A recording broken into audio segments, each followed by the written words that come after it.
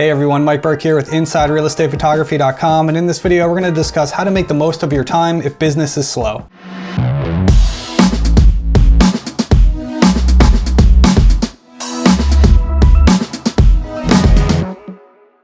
So right now, during the making of this video, it's December, which is typically the slowest month of the year for the real estate market, so therefore it can be slow for a lot of real estate photographers as well.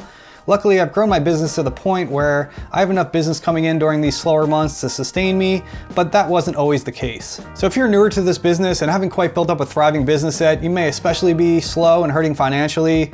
If anyone asks my advice on the subject, I usually tell them to put some money aside during the busier months of the spring and summer to help float you through the slower months of, say, November through January if you don't have enough work coming in. So just real quick, I just wanted to show you this chart in my QuickBooks that kind of illustrates what I'm talking about here. As you can see, January, February, November, December, these are the lowest months of income that I have here. This is the past year, 2022.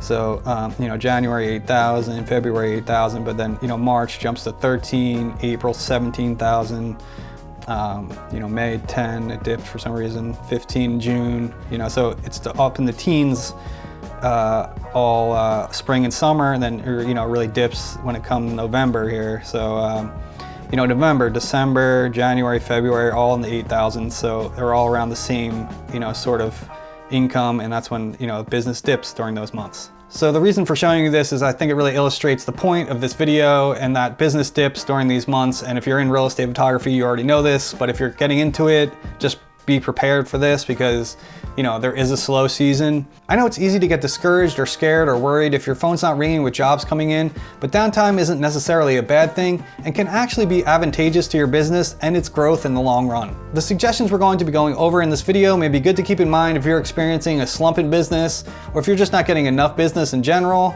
and maybe good ways to make the most of your time when things are slow.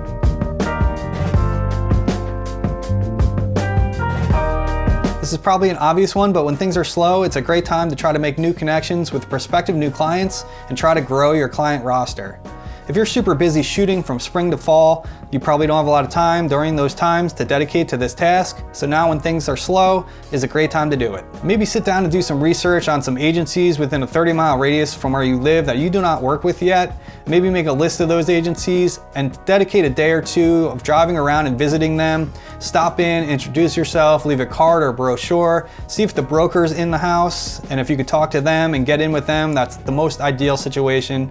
Because if you get in with the broker, there's a trickle-down effect where they'll suggest you to all their agents in their agency, so that is the most ideal scenario. We just had a big real estate convention here in New Jersey, so keep your eyes peeled for that sort of thing in your area and attend those events.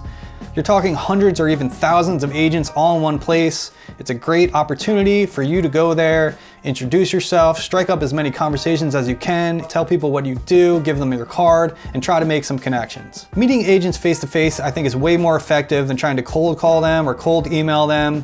Those tactics tend not to work in my experience, so I think they're just a waste of time.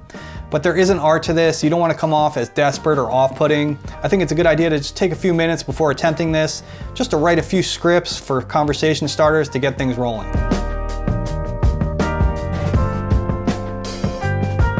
If things are slow, then it can be a great idea to look into and reach out to other local businesses other than real estate agencies that may be interested in our services.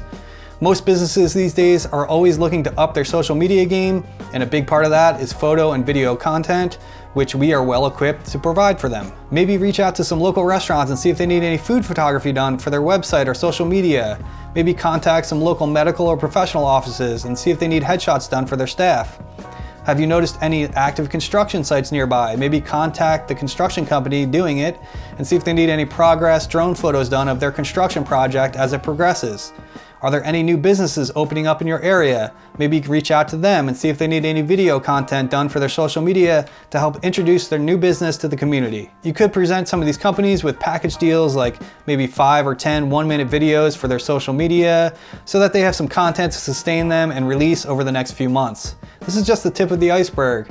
There could be many business opportunities in your local community if you're willing to put yourself out there and look for them. One other thing here I'll mention is reaching out to businesses that are related to real estate, such as builders, designers, stagers. Those are all good companies to have relationships with, and they do provide business for people like us. I get a lot of requests from those type of businesses for photography and video.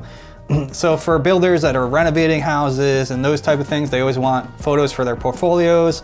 Same with stagers and designers, they want photos for their portfolios. So sometimes I get, a combo deal where I'm doing shoots for real estate agents for a house and also a stager or a builder. So, those are all good companies to keep in mind and reach out to and try to build relationships with.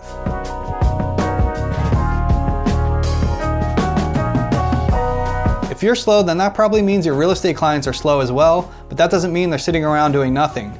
You could probably bet that they're strategizing, trying to up their branding and up their social media game in their downtime as well. A thing I've done in the past when my schedule wasn't as full as I'd like it to be is that I just sent some texts out to my clients saying that I'm doing headshots over the next couple of weeks. Please let me know if you want one.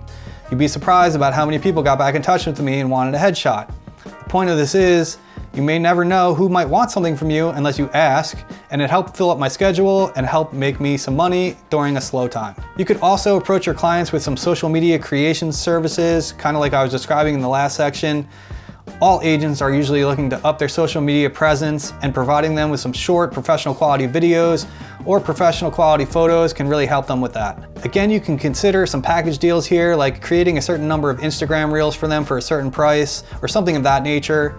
This is also great because it really fortifies your relationship with your client and helps illustrate the value you can bring to them beyond just real estate photography.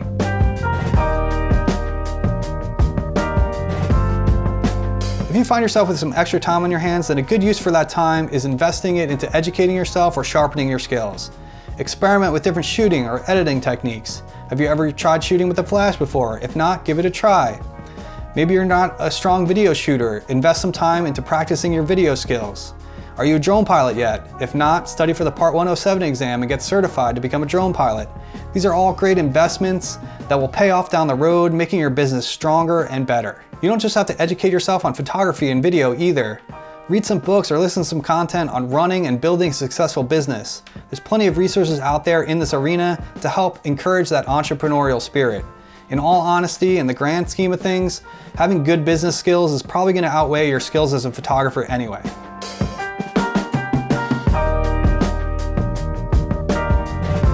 Let's face it, we all need to make ends meet, and if your real estate photography business is not yet providing you with enough income to be full-time, then you need some sort of side hustle until that day comes when you have enough business to sustain you financially. This especially applies for people that are newer to the business or just starting out. It could take a few years to get a real estate photography business up and running. It could be faster, but maybe not. You want to be able to dedicate as much time as possible to building and getting your business up and running as fast as possible, but you're going to need some sort of income during this stage to sustain you. If you're working a full-time job from Monday to Friday from 9 to 5, it's going to be very difficult for you to establish your business. You want to maintain maximum flexibility during this period in order to serve your clients when they need something done, and also provide the necessary customer service in order to gain a good reputation and word of mouth. Luckily, we're living in this prevalent gig economy time where there's a lot of flexible work options out there to help you make extra money while you pursue your goals. Of course, I'm referring to things like driving for Uber or Lyft, doing Instacart or DoorDash. These are just a few examples, but you get the picture. The beauty of this is that these jobs can be done basically whenever you want and provide maximum flexibility. You have some shoots scheduled one day, you don't do it. You have a stretch of 3 or 4 days with no shoots, then maybe you want to dedicate some hours to one of these side jobs so you can make some money. I know this isn't glamorous or something any of us may particularly want to do, but it's a means to an end. Once upon a time, I delivered food in the early days when my business was getting off the ground. You have to pay the bills. This is all just something I thought was pertinent to this topic and worth mentioning. The main point being is to maintain as much flexibility as you can while you're establishing your business in order to better serve your customers while also earning the necessary income that you need to survive. The last thing I'll mention, and it's a very important one, is to take some time for yourself. I struggle with this a lot myself. I think I need to be productive every minute of every day or else I'm failing. I'm working on getting better with this. As the saying goes, time you enjoy wasting is not wasted time.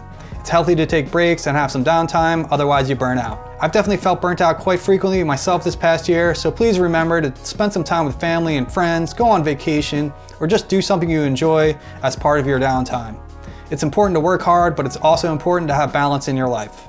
Alright everyone, I hope this video gave you some good ideas on how to spend some of your downtime if business is slow. If you did enjoy this video or find it helpful, please hit the like button and subscribe to the channel if you haven't done so already. I really appreciate your support. Also take a look down in the description below. I have some brand new editing practice packs that just came out. I have links to that down there. I have some sky replacement pack down there as well. I have links to gear recommendations, all kinds of good stuff is down there. A link to my Patreon page, which gives you access to my private Discord group. Really great, helpful group of photographers in there. And also you can consult with me directly in there, send me messages, whatever. So a lot of great resources down there, so please check that out as well. Thanks so much for watching this video, and I'll see you again soon on the next one.